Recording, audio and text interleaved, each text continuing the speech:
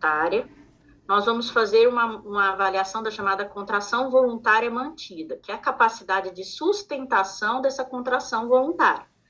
Então, o software tem uma ferramenta, e nós vamos pedir para o paciente contrair e segurar essa contração durante um período de 30 segundos, e a gente vai pedindo para ele contrair. Contrai e segura. Eu normalmente explico antes para o paciente, tá? Então, eu falo, olha, agora o senhor vai contrair, mas vai contrair um tempo mais longo, tem que segurar até eu pedir para soltar.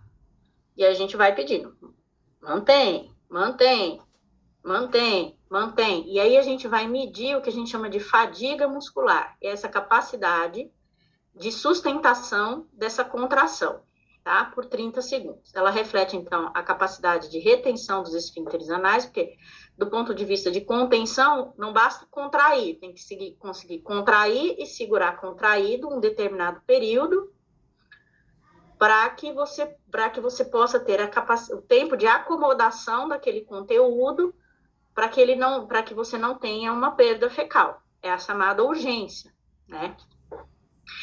E aí, é importante que haja o gradiente de pressão para a análise ser válida. O que eu quero dizer com isso é que, assim, imagina assim, um paciente que já tem uma contração baixa, uma hipocontratilidade, tem uma força contrátil baixa.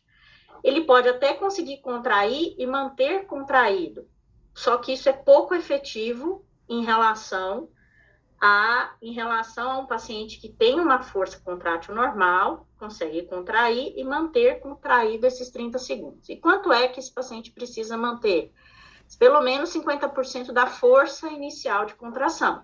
Então, vamos imaginar assim, se um paciente, para ser considerado normal, para ter uma capacidade de sustentação normal, ele tem que contrair. Imagine que ele tem uma força contrátil de 100 milímetros de mercúrio. Ao longo dos 30 segundos, ele precisa conseguir manter contraído pelo menos 50 milímetros de mercúrio para a gente considerar isso como uma capacidade de sustentação adequada, tá? Eu acho até, vamos assim dizer, generoso, né, os 50%. E aí, isso faz com que a gente sempre raciocine em esfíncteres com boa contratilidade. Então, aqui, quando a gente não tem essa boa contratilidade, a gente pode ter algumas situações. O paciente contrai e não consegue sustentar, contrai inicialmente até com uma força contrátil baixa e não consegue sustentar, e aqui ele contrai até com uma força contrátil boa, mas não consegue sustentar esses 50%, tá? Agora, existem situações que são falsos normais, né? Falsos normais, e a gente tem que estar atento para isso. O paciente que você pede para contrair e manter a contração, ele começa a repetir várias contrações ao longo da contração mantida, que daí isso ele vai gerando um viés aqui, porque ele contrai várias vezes e não contrai e sustenta, mas ele contrai e fica contraindo várias vezes. E essa segunda situação aqui, em que é aquilo que eu estava comentando anteriormente, que ele não tem força contrátil, né? Não tem a força contrátil, mas se a gente avaliar, por exemplo, se o normal é contrair 100 milímetros de mercúrio, você consegue contrair até 50% disso, é o normal. Mas vamos imaginar que você consiga contrair, por exemplo, 50 milímetros de mercúrio. Isso é pouco efetivo do ponto de vista de força contrátil, mas você consegue manter os 50 aos 30 segundos. Então, a capacidade de sustentação medida em relação a essa força contrátil inicial vai ser normal, vai ser acima de 50%. Mas ela não vai ser efetiva do ponto de vista de contenção, porque a força contrátil em si já é baixa, tá? Então, isso são raciocínios que a gente tem que fazer e perceber na hora em que a gente está fazendo o exame, tá? Daí, na sequência, o protocolo de Londres propõe a gente fazer o reflexo da tosse. O que é o reflexo da tosse? Quando você pede para o paciente tossir, você aumenta de forma rápida a pressão intraabdominal. É como se você estivesse fazendo uma manobra de valsalva, tá? Então, na hora que você faz isso, que você pede para aumentar, fazer essa tosse, você aumenta essa pressão, reflexamente, existe uma contração do esfíncter externo do ânus. Então, o paciente tosse, você vai ver um aumento da pressão ao nível do reto, e correspondendo a esse aumento da pressão, um aumento maior ainda da contração ao nível do esfíncter de forma reflexa. Então, isso é que a gente chama de reflexo da tosse. Isso testa a integridade do arco reflexo sacral. O que quer dizer isso? É assim, eu não falei para vocês, lembra na hora que a gente estava falando sobre anatomia, fisiologia, eu não falei para vocês que existe uma percepção do aumento da pressão dentro do reto, que é levado imediatamente e depois tem uma resposta lá de contração do esfíncter externo do ânus. É isso. Quando você tem algum tipo de lesão nessa via, e nós não estamos falando aqui em arreflexia, como por exemplo lesão de plexo mioentérico, de Auerbach, nós estamos falando em algum tipo de lesão nessa via que leva a informação e que traz de volta a informação, por exemplo, lesões medulares, etc. Então, ou quando você tem alguma lesão esfinteriana muito grave, uma hipotonia muito acentuada, porque daí você pode até ter a integridade dos nervos, mas você não tem o comando final, que é força muscular adequada, né? Então, quando você tem, então, por isso que a gente chama de integridade do arco reflexo sacral, quando você faz o reflexo da tosse, ele é negativo, existe um prognóstico pior em termos de incontinência fecal, tá? O paciente não consegue fazer esse movimento. Então, eles são coletadas 2 amostras, tosse única, você pede para o paciente fazer uma tosse única assim, ó. Eu faço a tosse para ele ver o que é que ele tem que fazer, tá? Com um intervalo de 30 segundos. O parâmetro de qualidade é exatamente a elevação da pressão intrarretal, né? Por essa manobra de Valsalva e a contração reflexa da tosse, do esfíncter externo do ânus.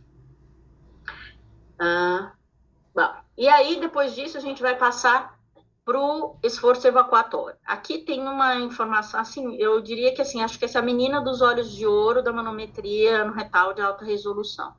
Aqui a gente tem as informações mais interessantes, na minha opinião, porque a gente tem aí a importância da composição do movimento dentro do reto e dentro do canal anal. Então, são coletadas também 3 amostras. Esse esforço evacuatório é um esforço evacuatório mais prolongado. Então, quando a gente fazia manometria no retal, convencional, a gente fazia assim, faz força para fora. Quando o paciente estava pensando em fazer a força para fora, você já falava assim, pode voltar ao normal. Então, assim, se a gente for pensar bem mesmo, né, nós estamos aqui, houve um ganho, na minha opinião, técnico, nesse sentido, com a manometria de alta resolução e a proposta do protocolo de Londres. Por quê?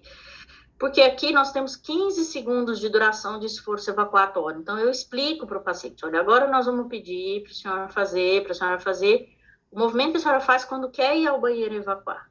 Primeiro, eu novamente sinalizo para o paciente que ele não precisa se preocupar se ocorrer a saída de água, de ar, que é normal, que não vai evacuar. Ou se já é um paciente incontinente, a gente sabe que vai sair alguma coisa de resíduo, então, para ficar tranquilo que isso é o esperado, né? O paciente constipado, normalmente não sai resíduo mesmo, tá? A segunda coisa é que eu falo assim, o movimento, ele é um pouco mais longo, tá? Então, não é só fazer o movimento, a gente vai continuar ele um pouquinho mais. Então, o software também vai escolher a melhor de 3. E aí, é esse que vai pesquisar a presença da dissinergia, né? Que vai pesquisar a obstrução distal funcional. Então, o que a gente espera nesse movimento? Que haja um aumento da pressão intrarretal, principalmente na fase inicial do movimento, tá? Não precisa ser em movimento inteiro os 15 segundos, mas pelo menos na fase inicial, um aumento dessa pressão intrarretal acima de 40 milímetros de mercúrio de pressão, que é a pressão de expulsão intrarretal, seguida de um relaxamento dos esfínteres, que tem que ser maior do que 20% da pressão de repouso. Então, eu tenho lá uma pressão de repouso. Tá aqui, ó. Eu peço para o paciente fazer um movimento de esforço evacuatório. Essa queda da pressão esfinteriana, para ela ser considerada satisfatória, ela tem que ser maior ou igual a 20% da pressão de repouso inicial, né?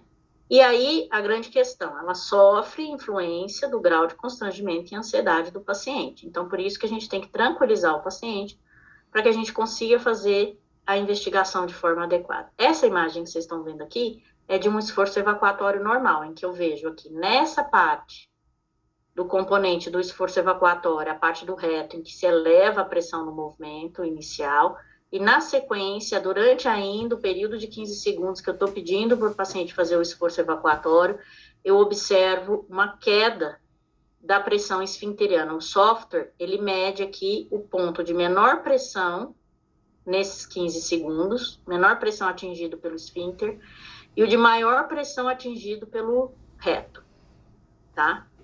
Para observar isso daqui. Não é um consenso, não é unânime, vocês não vão ver isso acontecendo em todos os exames de manometria anorretal, de todos os colegas que vocês recebem exame, mas nós temos utilizado atualmente na manometria anorretal de alta resolução a chamada classificação de Hall. Satish Hall é um professor indiano, mas que é americano, na verdade, já mora lá nos Estados Unidos há muitos anos. Ele é o diretor do Centro de Fisiologia Anorretal, de Doenças Funcionais do Hospital da Geórgia, e ele é um dos caras que mais publica sobre dissinergia e sobre biofeedback. E ele tem uma classificação proposta já há muito tempo, tá? Tem o artigo também, eu vou dar para vocês lerem, feita ainda com manometria convencional e agora outras com manometria 3D, com manometria de alta resolução, propondo essa classificação. Essa classificação da dissinergia pélvica, ela traz, né, um raciocínio focado no tratamento proposto para o biofeedback, tá? Que é o seguinte, eu tenho que avaliar essa força propulsora do reto associado ao comportamento do esfíncter naquele momento em que está sendo feito o esforço evacuatório. Sendo que eu sempre vou considerar como dissinérgico quando existe alguma alteração do movimento esfincteriano. Então, se eu tenho só, por exemplo, uma força de expulsão intrarretal diminuída, isso não é dissinergia. Se eu tenho uma força de expulsão intrarretal diminuída e o esfíncter relaxa bem, esse é o único achado. O paciente não faz o movimento peristáltico do reto, de força de expulsão intrarretal adequado, de prensa abdominal adequado. Não, isso pode ser corrigido através de exercício? Pode, mas isso não é diagnóstico de dissinergia, é isso que eu estou dizendo. Para ser dissinergia, você tem que ter a alteração do movimento esfincteriano, tá? Esse esfíncter, ou ele tem que contrair ao invés de relaxar, ou esse esfíncter tem que não relaxar, ou relaxar de forma incompleta, para a gente considerar como sendo dissinérgico, tá? Então, esse é o primeiro conceito. Então, como que é o raciocínio? O tipo 1 da classificação de Hall, eu tenho uma pressão de expulsão intrarretal boa, acima de 40 milímetros de mercúrio. Mas na hora em que o paciente faz o movimento de esforço evacuatório, eu tenho um aumento da pressão esfinteriana ao invés de um relaxamento, que é o esperado. Então, aqui atrás, ó, eu via o relaxamento acontecendo, ó, tá? Aqui, eu não tô vendo esse relaxamento acontecendo. E a força, aqui é a pressão de repouso. Olha só como elevou. Então, o paciente contraiu ao invés de relaxar. Ele subiu a força no esfíncter ao invés de relaxar. Isso é o chamado tipo 1 de Hall. Esse é o exemplo mais clássico do anismos. Tá? Do anismos. Bom, eu tenho tipo 2 de Hall, que o paciente tem problema nos dois componentes. Ele não tem força de expulsão intrarretal, então pressão intrarretal menor que 40, vocês veem ó, a diferença, ó. Aqui ficou amarelinho, verdinho. Aqui continuou o azulzinho, como se nada tivesse acontecendo no reto. E nada estava acontecendo mesmo. O paciente não tem força de expulsão intrarretal, tá? Mas ele também, ao invés de relaxar, ele contrai o esfíncter, tá? Então, esse paciente é o chamado tipo 2 da classificação de Hall. Esse paciente, ele é mais grave do que esse daqui, do ponto de vista de tratamento de biofeedback. Esse paciente, ele sabe fazer a força certa com o reto, com a prensa abdominal, mas ele não sabe ele contrai ao invés de relaxar. Esse paciente não sabe fazer nem a força na pressão, de expulsão intrarretal, e nem fazer o movimento certo no esfíncter. Esse paciente é o de mais difícil tratamento no biofeedback. Porque você tem que trabalhar a percepção retal desse paciente. Tá? Então, o tipo 2 é o mais difícil de tratamento no biofeedback. O tipo 3, você tem também uma boa pressão de expulsão intrarretal, acima de 40 milímetros de mercúrio. Então, aqui ao nível do reto, ó, subiu bem a pressão. Só que não contraiu o esfíncter, não elevou tanto em relação à pressão de repouso, mas também não relaxou, ou relaxou menos do que 20%, que era o esperado lá, como sendo um relaxamento normal. Então, essa é chamada tipo 3. O que ele difere da tipo 1? Na tipo 1, a pressão do esfíncter sobe. Nessa daqui, ela se mantém ou ela não cai, ela cai menos do que ela deveria. Tá? E aqui, a tipo 4, que é quando também não tem força de pressão intrarretal, mas também não contrai, mas também não relaxa o esfíncter. Tá? Então, o que ela difere da tipo 2? Do mesmo jeito que a tipo 2, ela não tem pressão de expulsão intrarretal, mas na tipo 2 você vê nitidamente um aumento da pressão esfincteriana ao invés de relaxamento. Aqui você não vê aumento, mas você também não vê um relaxamento adequado. Tá? Então, essa que é a diferença desses 4 tipos. E aqui, nesse slide, vocês têm, então, o resumo desse raciocínio da classificação de Hall, né? Então, esse slidezinho aqui, ele é um slidezinho que ele tem aí já separado para vocês, tá? Eu aconselho, se vocês quiserem desenvolver esse raciocínio no laudo de vocês, vocês vão ver que eu gosto de usar, não é obrigatório. Se vocês não quiserem usar a classificação de Hall, quiserem usar só descrever o achado, não é problema, entendeu? Mas é só para vocês entenderem como é, se vocês quiserem utilizar isso daí, é interessante que vocês tenham isso daí impresso aí em algum lugar, no celular, a imagenzinha, a foto, para vocês fazerem uma consulta rápida na hora de laudar, facilita a vida, tá certo? Vocês vão receber os laudos com o jeito que a gente escreve, a forma como a gente escreve também, tá bom? Então, isso fica fácil para vocês consultarem. Bom, eu acho isso a menina dos olhos de ouro da manometria no retal de alta resolução, porque quando a gente fazia convencional, não é que você não conseguia ver o reto e o canal anal funcionando, mas você tinha que avaliar isso, calcular separado e avaliar de forma separada. Você vê isso acontecendo na sua frente na hora do exame, é muito interessante, né? E traz essas informações que eu acho que ajudam bastante na compreensão desses pacientes, tá? Depois disso, a gente faz as medidas do reservatório retal. Nesse momento, o paciente não vai mais fazer nenhum tipo de movimento, nós é que vamos fazer alguns estímulos. Então, é feito através de uma insuflação contínua e constante do balão com ar, tá? A proposta do protocolo de Londres não usa água para esse estímulo aqui, é ar. Nós vamos pedir para que o paciente nos informe nessa insuflação contínua. Eu normalmente falo assim, a partir de agora, o senhor vai começar a perceber como se quisesse ao banheiro evacuar. Não se preocupe, isso é um simulador, o paciente adora simulador. Pode falar simulador, que exame. Mas é simulador que tem aqui no aparelhinho, essa sensação não vai acontecer nada, é só uma sensação que o senhor vai ter. Então, aí, fala, vamos lá. Vai me avisar assim que começar a sentir como se quisesse ir ao banheiro evacuar, mesmo que seja de levezinho. Sensibilidade, que é a primeira sensação. Então, a gente vai insuflando o balão e pede para o paciente avisar. Sentir. Aí a gente vai anotar lá, no software tem lá o lugarzinho para a gente anotar o volume de insuflação que ele percebeu a primeira sensação. Depois, a gente faz.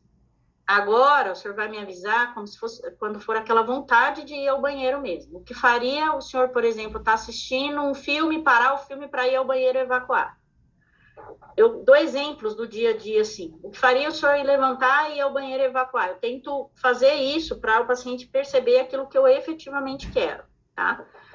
Então, aí vem o desejo evacuatório. que é o limite de acomodação retal, quando começa a vir aquela sensação de que, opa, peraí, eu preciso realmente ir no banheiro.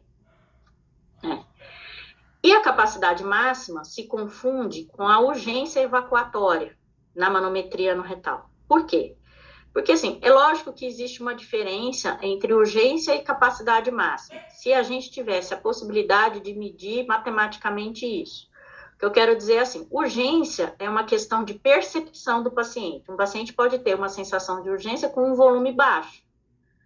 E o reto dele, do ponto de vista físico, dinâmico, suportar um volume muito maior do que ele acha que o reto consegue. Entendeu? Então, assim, capacidade máxima, se a gente fosse raciocinar, é o volume máximo que o reto do paciente suporta. Isso é a distensibilidade do reto. Seria como se a gente estivesse fazendo um endoflip no reto, que é um balão que vai medindo a elasticidade da parede do reto e fala, esse reto tem uma elasticidade XYZ que é considerada normal, tá? Isso é física, né, do reto. Mas isso não é possível de ser medido na manometria no retal. Na manometria no retal, o conceito de capacidade máxima e urgência, ele se confunde, porque nós medimos a capacidade máxima como sendo aquela percepção de urgência do paciente, tá? Então, nós estamos falando urgência e capacidade máxima na manometria no retal, é como se a gente estivesse falando a mesma coisa, porque é quando o paciente se insufla um volume que para o paciente venha a percepção de que ele tem que ir correndo ao banheiro, tá? Então, as duas coisas se confundem. Vocês vão ver que no software existem dois ícones separados, urgência e capacidade máxima. Para a gente puxar de forma automática a informação para o laudo, tá no ícone de capacidade máxima, tá? Mas, na verdade, para manometria no retal, eles querem dizer a mesma coisa, não que sejam a mesma coisa, mas querem dizer a mesma coisa do ponto de vista de software, de manometria, de exame, na verdade, não de software, mas de exame, de manometria no retal, tá? Então, é o limite da urgência. São dados subjetivos, depende do tamanho, a forma e o material do balão pode interferir, né, do que a gente está fazendo, então a gente tem que procurar manter esse padrão do balãozinho.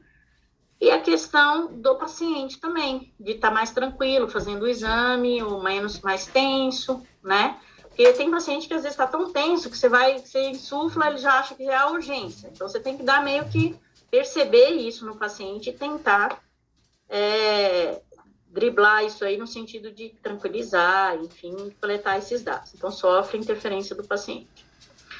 E, por fim, a gente vai ter a análise aí do reflexo inibitório retanal. Não necessariamente nessa ordem, vocês vão ver aqui a sequência do protocolo proposto de Londres, mas essa sequência, mas não necessariamente se precisa fazer reflexo no final, pode fazer no começo ou no fim, enfim, depende do critério de cada um.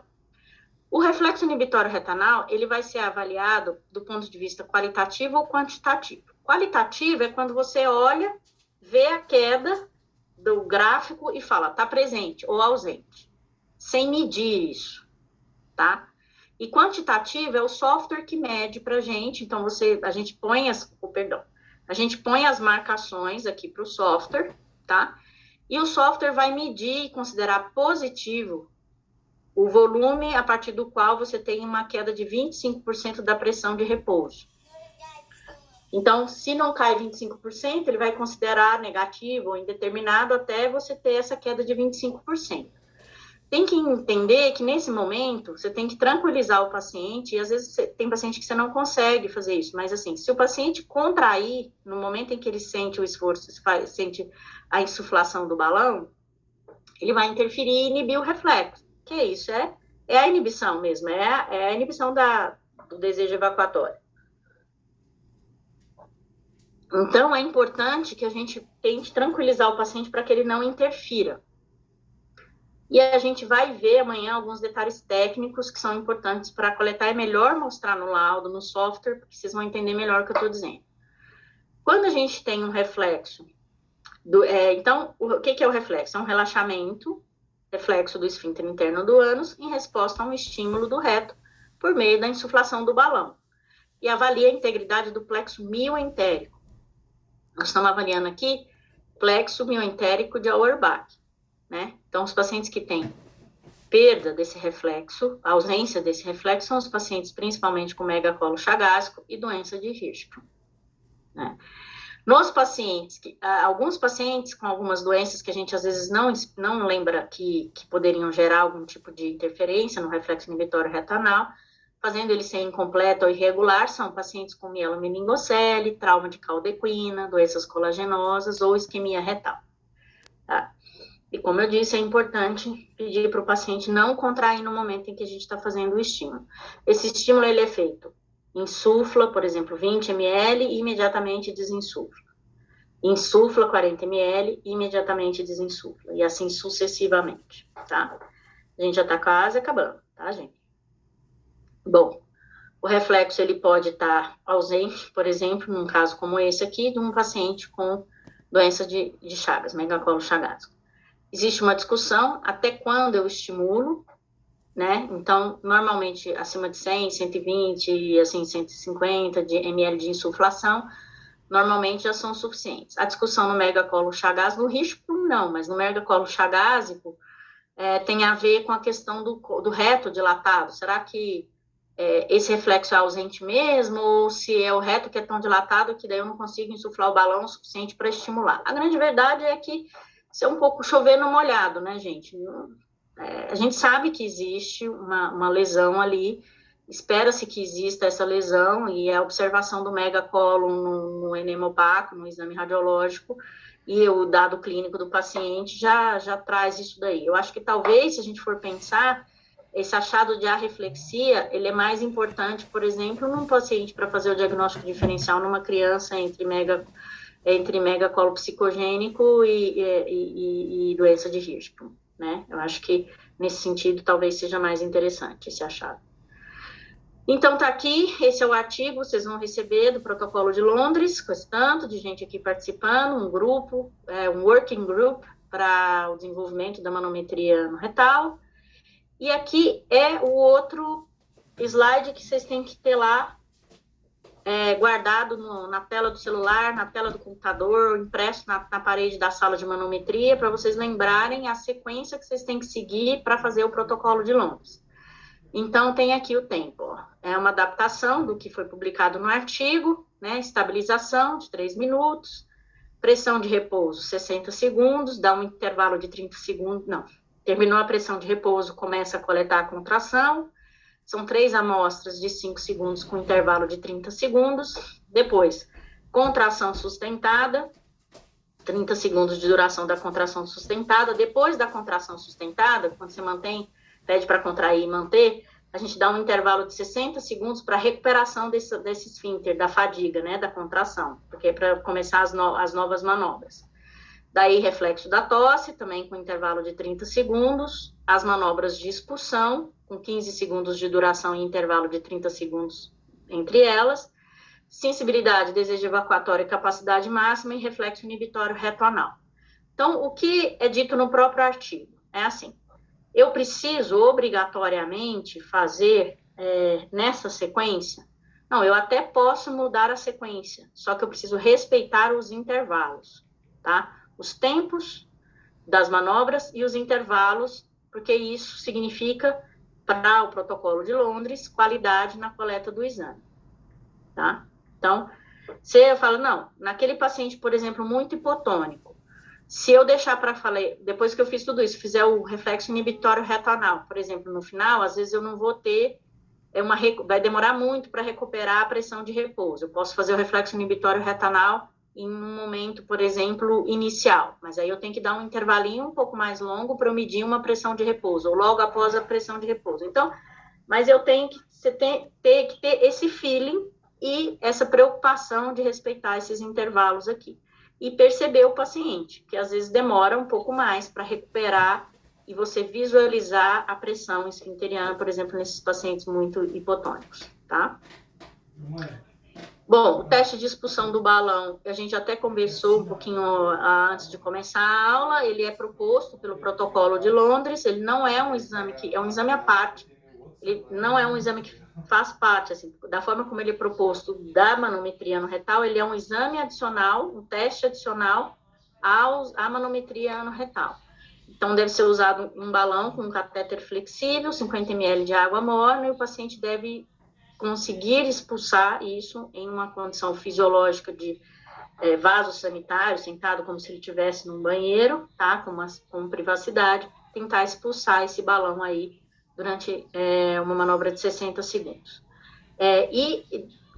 Na descrição, esses resultados seriam comparáveis à defecografia e à defecorressonância. Cada um desses exames, a gente sabe disso, tanto a manometria no retal, defecografia, defecorressonância, enfim, esses são exames muito que geram constrangimento dos pacientes. E que eles, um ou outro viés, vão ter em termos de, não é a posição fisiológica, não é o paciente não está no banheiro da casa dele, tudo isso a gente já sabe, né? O que a gente precisa entender é a indicação e o que é padrão de normalidade, né? Para a gente poder conseguir raciocinar e chegar a um diagnóstico que possa ajudar o paciente, tá certo? Aqui é só uma brincadeira do balão sendo expulso aí. E aí, bom, então qual que é o fluxograma de raciocínio para a gente terminar hoje? Deixar assim, como eu falo assim, diminuir a fumacinha que está saindo aí da cabeça de vocês, entrar todos esses conhecimentos aí, e amanhã a gente colocar isso daí em prática nos exames, porque daí a coisa vai ficar muito mais bem sedimentada, tá?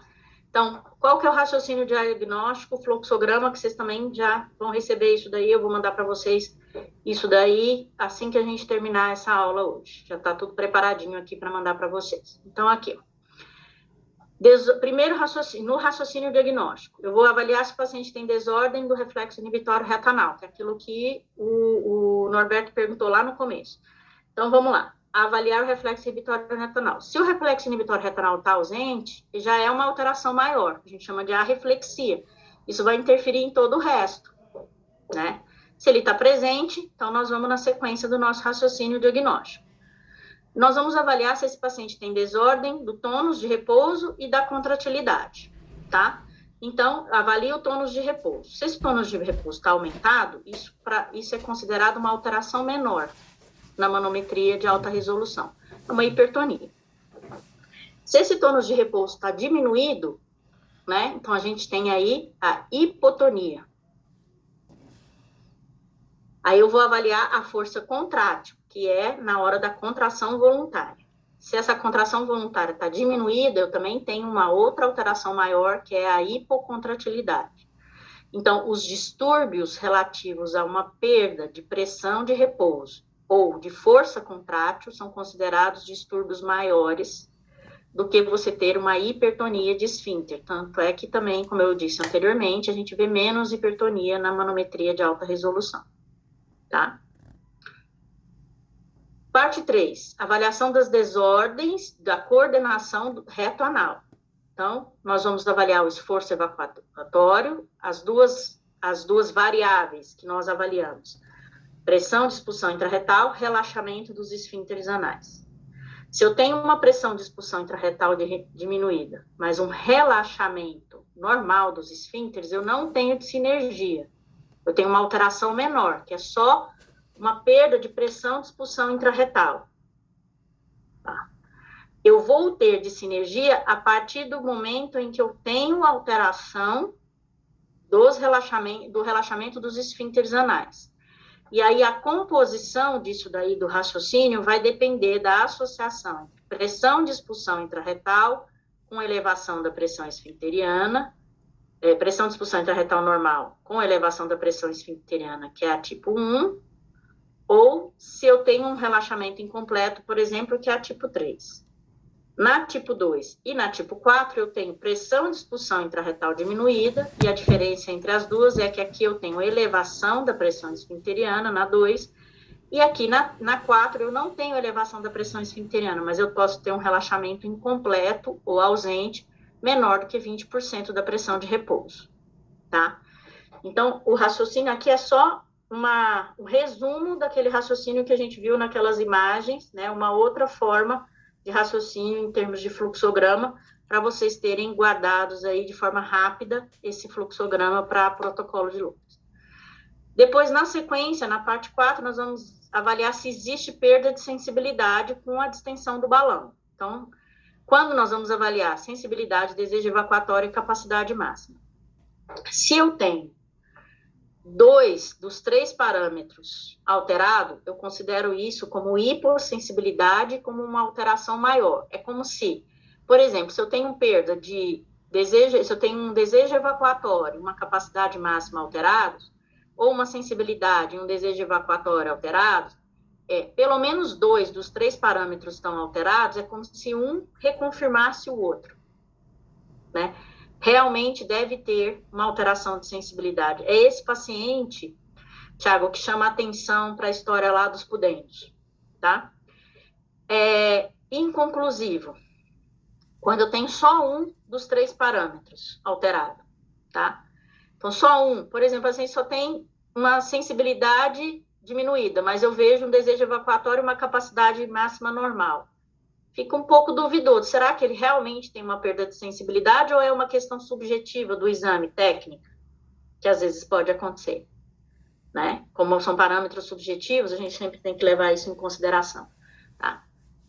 E também é considerado maior quando essa alteração ela é para mais, quando o paciente apresenta alguma hipersensibilidade, ou seja, ele percebe, aí só preciso de um dos parâmetros alterados, mas ele tem ele percebe muito mais rápido do que deveria aquela sensação. E aí, normalmente, a situação de hipersensibilidade, ela está relacionada a processo inflamatório no reto, a algum tipo de processo cirúrgico, às vezes, ou mesmo radioterapia, né, pode acontecer, e também as situações de hipervigilância, quando o paciente está hipervigilante. Então, ele né, tem aquela percepção e quer ir ao banheiro. E, às vezes, tem associação hipervigilância com, por exemplo, um pós-operatório, ou um processo inflamatório, né, que é doloroso. Então, a gente sempre tem que perceber clinicamente o paciente para a gente fazer o uso dessas informações que a gente obtém aqui durante o exame, tá?